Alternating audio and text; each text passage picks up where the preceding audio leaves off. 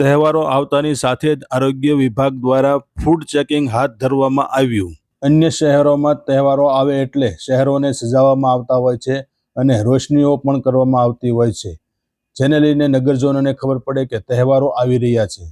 પરંતુ ભાવનગરમાં આરોગ્ય વિભાગ શહેરમાં ફરસાણ અને મીઠાઈની દુકાનમાં ચેકિંગ હાથ ધરે એટલે ભાવેણાવાસીઓને ખબર પડે કે તહેવારો આવી રહ્યા છે।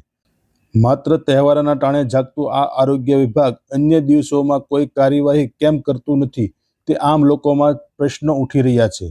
શહેરમાં રોજ મીઠાઈ બને છે અને રોજ ફરસાણ પણ બને છે, પરંતુ આરોગ્ય વિભાગ માત્ર અને માત્ર તહેવારોના ટાણે જ ફૂડ સેમ્પલો લેવા માટે બજારમાં નીકળે છે અને આ તહેવારોમાં લેવામાં આવેલા ફૂડ સેમ્પલ સરકારી લેબોરેટરીમાં ટેસ્ટિંગ માટે મોકલવામાં આવે છે, જેનો રિપોર્ટ 3 મહિના બાદ આવતો હોવા છતાં ફૂડ વિભાગ દ્વારા ચેકિંગનો દેખાડો કરવામાં આવે છે।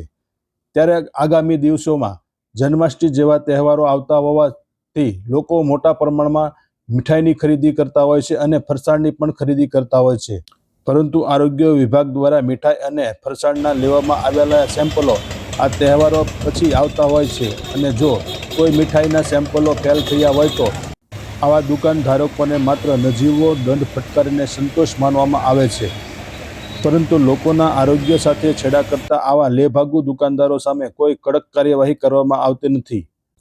માત્ર તહેવારના સમયે બજારમાં દેખાતા આરોગ્ય વિભાગના કર્મચારીઓ ખરેખર લોકોના આરોગ્યની જાળવણી માટે મીઠાઈના સેમ્પલ લે છે કે પોતાના તહેવારો સારા જાય તે માટે? અને આરોગ્ય વિભાગ શહેરીજનોના આરોગ્યની ચિંતા કરતું હોય તો અન્ય દિવસોમાં આ કાર્યવાહી કેમ કરવામાં આવતી નથી, તે લોકોમાં ચર્ચાનો વિષય બન્યો છે। Devang Joshi, food safety officer, મહાનગરપાલિકા ભાવનગર। આજરોજ તહેવારોને ધ્યાનમાં રાખીને અમોને મળેલી સૂચના મુજબ ભાવનગર શહેરના અલગ અલગ વિસ્તારમાં મીઠાઈ અને ફરસાણની દુકાનમાંથી ખાદ્ય ચીજોના નમૂના લેવાનું જણાવતા અમોએ અત્યાર સુધીમાં કુલ 5 અલગ અલગ દુકાનમાંથી 7 ખાણીપીણીના નમૂના લીધેલ છે, જેમાં 4 મીઠાઈના અને 3 ફરસાણના નમૂના લેવાની કામગીરી હાથ ધરાયેલ છે।